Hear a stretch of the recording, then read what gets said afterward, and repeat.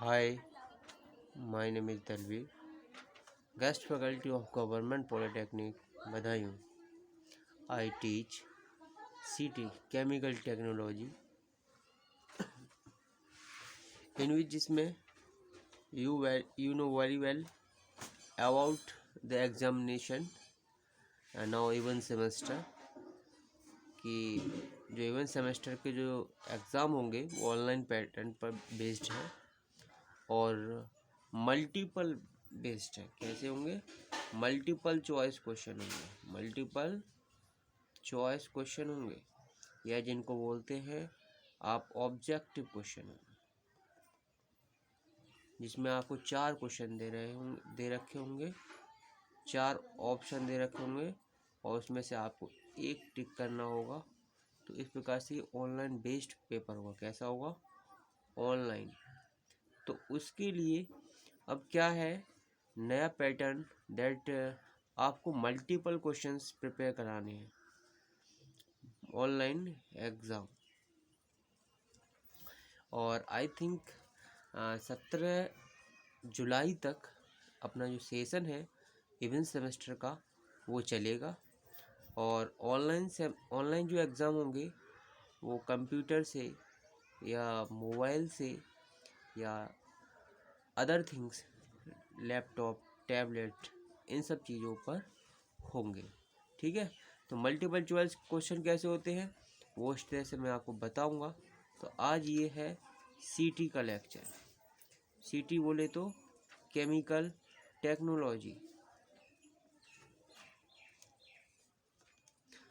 उसमें हम पढ़ेंगे सबसे पहला एक क्वेश्चन पढ़ेंगे कि किस प्रकार से इसमें क्वेश्चन आएंगे और ऑप्शन किस तरह से दे रखे होंगे, सभी आपके लिए मैं बताऊंगा। ठीक है, ओके। नाउ हम फर्स्ट क्वेश्चन की बात करते हैं इन केमिकल टेक्नोलॉजी, जो सीई ब्रांच में भी और आपका एफटी ब्रांच में भी, दोनों ब्रांचों के लिए लाभदायक है, बेनिफिशियल है, राइट। तो फर्स्ट क्वेश्चन देखते हैं। द DCDA, जिसको बोलते हैं double contact double absorption process, DCDA double contact double absorption process is used for manufacture of. इस तरह से क्वेश्चन दे रखा होगा। इस तरह से 4 ऑब्जेक्ट मतलब जो उसमें 4 उसमें चॉइसेस दे रखी होंगी। यूरिया यानी कि जो DCDA प्रोसेस होता है वो किस चीज़ को बनाने के लिए प्रयोग होता है? यूरिया को बनाने के लिए होता है, सल्फ्यूरिक एसिड को बनाने के लिए यूज होता है, या नाइट्रिक एसिड को बनाने के लिए यूज होता है, या फिर अमोनिया के लिए यूज होता है। तो हम इस क्वेश्चन पे बात कर लेते हैं। तो जो DCDA होता है वो क्या होता है? एक प्रोसेस होता है। ठीक है, तो देख लेते हैं। अगर हम अब यूरिया को बनाते हैं तो आपको पता होगा अमोनियम कार्बामेट क्या बनता है? अमोनियम कार्बामेट बनता है। वो कैसे बनता है? विद रिएक्शन बताऊंगा, सब कुछ एक एक ऑप्शन क्लियर कराऊंगा। अमोनियम कार्बामेट देखिए किस तरह से रिएक्शन होती है। इसमें क्या होता है? CO2 वातावरण से ली जाती है और आपकी NH3 हवा प्रोसेस से ली जाती है 2NH3।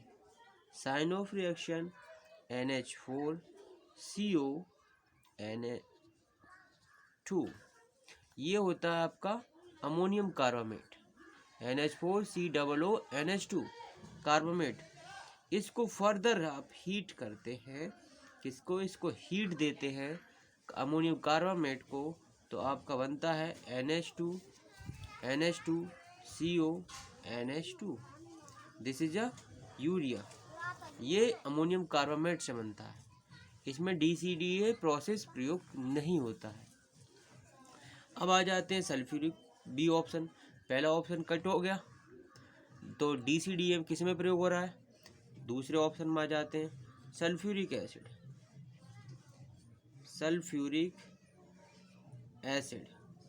सल्फ्यूरिक एसिड होता है, इसके 2 प्रोसेस होते हैं। सल्फ्यूरिक एसिड का फॉर्मूला पता होगा H2SO4। इसको 2 तरह से बनाते हैं। इसके 2 प्रोसेस हैं। एक होता है कॉन्टैक्ट कॉन्टैक्ट प्रोसेस, दूसरा है आपका chamber process, chamber process, right. Contact process और चैम्बर प्रोसेस। जो कॉन्टैक्ट प्रोसेस होता है इसी को DCDA बोलते हैं, इसी को DCDA बोलते हैं। तो ऑप्शन आपका कौन सा राइट होगा? Sulphuric acid, right. इस तरह से ये क्वेश्चन आपका हो जाता है। इसके बाद हम आप आगे बात कर लेते हैं इसी में सी ऑप्शन पर। कौन सा है? Nitric acid. कौन सा? Nitric acid. नाइट्रिक एसिड को बनाने के लिए मैंने आपको नाइट्रिक एसिड की एक फ्लोशीट बनाई है, उसमें मैंने बताया किससे बनता है। अमोनिया ऑक्सीडेशन प्रोसेस से बनता है। इसका फॉर्मूला होता है HNO3। ये नॉर्मल फार्मूले भी पूछे जाएंगे जब, क्योंकि मैं जो आपका ऑनलाइन एग्जाम होगा वो बहुत ही इजी से मॉडरेट लेवल पर होगा, मतलब इजी और मॉडरेट क्वेश्चन आएंगे, उसमें ज़्यादा हार्ड क्वेश्चन नहीं आएंगे। तो नाइट्रिक एसिड का फॉर्मूला HNO3 इस तरह से होता है। तो अमोनिया ऑक्सीडेशन प्रोसेस से बनता है ये। इस तरह से इस नाइट्रिक एसिड की बात होगी, राइट। चौथा ऑप्शन है डी। अमोनिया कैसे बनता है? इसे बोलते हैं NH3। तो अमोनिया को बनाने के लिए अमोनिया सिंथेटिक प्रोसेस होता है। अमोनिया सिंथेसिस या सिंथेटिक भी बोल सकते हो, सिंथेटिक प्रोसेस। और हेवर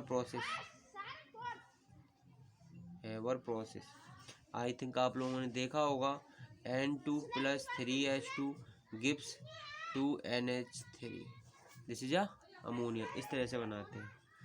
तो इस प्रकार से इसका क्या होता है, अमोनिया की सिंथेटिक प्रोसेस से बन जाती है। तो इसमें आपका DCDA, जो DC double contact double absorption process है, वो यूज्ड होता है किसमें? सल्फ्यूरिक एसिड में, H2SO4 में। आई थिंक आप लोगों के लिए अच्छे समझ में आ गया होगा, ठीक है। एक फर्स्ट क्वेश्चन ये देखिए, खूब अच्छे से समझ में आ गया, एक पॉइंट के बारे में समझाऊंगा मैं, ठीक है। नेक्स्ट क्वेश्चन लेते हैं, देखिए। नाउ सेकंड क्वेश्चन देखते हैं। अमोनिया जो प्लांट होता है, इसमें अमोनिया प्लांट अमोनिया बनाने के लिए हो सकता है, यूरिया बनाने के लिए होता है। तो अमोनिया प्लांट होता है, वहाँ पर मैथनेशन एक रिएक्शन होती है, जहाँ पर मैथनेशन बोल सकते हो CH4 मैथेन। ये इसमें एक रिएक्शन कराते हैं। अब आई थिंक किसके साथ कराते हैं वो बात की बात है, लेकिन मैथनेशन एक क्रिया होती है, रिएक्शन होती है, वो होती है वहाँ पर। तो उसका पर्पज़ क्या होता है उस चीज़ का? आई थिंक आप लोगों के लिए मैंने अमोनिया सिंथेसिस प्रोसेस कराया था, तो वहाँ पर बताया था कौन सा कैटलिस्ट यूज होता है। कौन सा catalyst? Iron oxide catalyst use होता है। तो जो मैथनेशन जो रिएक्शन होती है उसके द्वारा क्या होता है अमोनिया प्लांट में, ये क्या कर देती है, CO को रिमूव कर देती है। CO को, जो कार्बन मोनोऑक्साइड होता है ये हानिकारक होता है, इसको रिमूव कर देती है। इसको रिमूव करके इसमें कन्वर्ट कर देती है, ये CH4 मेथेन। और जबकि मेथेन हमारे लिए ज़्यादा हानिकारक नहीं होती है। और क्या करती है, मैथनेशन से क्या करता है, it is a catalyst poison का वर्क करता है। जो आपका जो CO था उसको ये हटा देती है मैथनेशन रिएक्शन। इससे क्या हो जाता है, अमोनिया का प्रोडक्शन भी अच्छा होता है।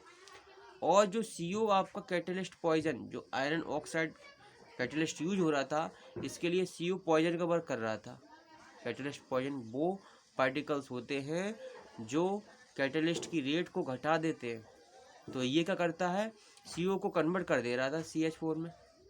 तो अब क्या, ये कैटलिस्ट पॉइजन के रूप में जो CO वर्क कर रहा था उसको रिमूव कर रहा है। तो आपका जो ऑप्शन होगा इसमें, remove CO as it is a catalyst poison. जो कैटलिस्ट पॉइजन की तरह वर्क कर रहा था इसको रिमूव करती है, क्या? मैथनेशन रिएक्शन। आई थिंक समझ में आ गया होगा। दूसरा क्वेश्चन, नेक्स्ट क्वेश्चन देखते हैं। Now this is a third question में देखते हैं। इस टाइप के क्वेश्चन भी बन सकते हैं जो मिलान करने के लिए आपके लिए आए। कि कौन सा पॉलीमराइजेशन है, प्रोसेस है आपके में, यूनिट है पॉलीमराइजेशन, कि वो आपस में किस पॉलीमर को बनाती है, तो आप उसमें सही मिलान करके बताएंगे। तो इसमें देखेंगे कि फ्री रेडिकल पॉलीमराइजेशन से क्या बनता है और जिंगलन-नाटा पॉलीमराइजेशन से क्या बनता है, कंडेंसेशन पॉलीमराइजेशन से क्या बनता है। तो मैं आपके लिए पॉलीमराइजेशन प्रोसेस पढ़ाया था, तो उसमें मैंने सभी के पॉलीमराइजेशन के प्रोसेस के बारे में बताया होगा। आईपीपीटी में भी देख लेना, एक फर्स्ट ईयर के पॉलीमर केमिस्ट्री है या आईपीपीटी है, तो उसमें मैंने पढ़ाया है कि फ्री रेडिकल पॉलीमराइजेशन क्या होता है, कंडेंसेशन पॉलीमराइजेशन क्या होता है, इन चीज़ों से बनने वाले पॉलीमर्स क्या कैसे कैसे बनते हैं, राइट। तो अब देखेंगे कि फ्री रेडिकल पॉलीमराइजेशन से क्या क्या बनता है। जो पॉलीमर्स हैं, ये पॉलीमर के नाम है, ये प्रोसेस है, ये कितने क्या है, प्रोसेस है, पॉलीमराइजेशन प्रोसेस। ये पॉलीमर है जो इनकी सहायता से बन रहे हैं। अब फ्री रेडिकल पॉलीमराइजेशन से क्या बन रहा है, फ्री रेडिकल पॉलीमराइजेशन से बनता है आपका पीवीसी। क्या बनता है, पीवीसी। पीवीसी को बोलते हैं पॉलीविनाइल क्लोराइड, राइट। जिंगलन-नाटा पॉलीमराइजेशन क्या होता है, जिंगलन-नाटा एक कैटालिस्ट होता है और ये पॉलीमराइजेशन यूज होता है। इसकी सहायता से बनता कौन सा पॉलीमराइजेशन है, तो इसकी सहायता से बनता है आपका पॉलीप्रोपेलीन। पॉलीप्रोपेलीन आपको पॉलीमराइजेशन में पता होगा कि चेन बनती है, मोनोमर्स की चेन बनती हैं। तो जिंगलन-नाटा पॉलीमराइजेशन कहाँ यूज होता है, पॉलीप्रोपेलीन बनाने के लिए।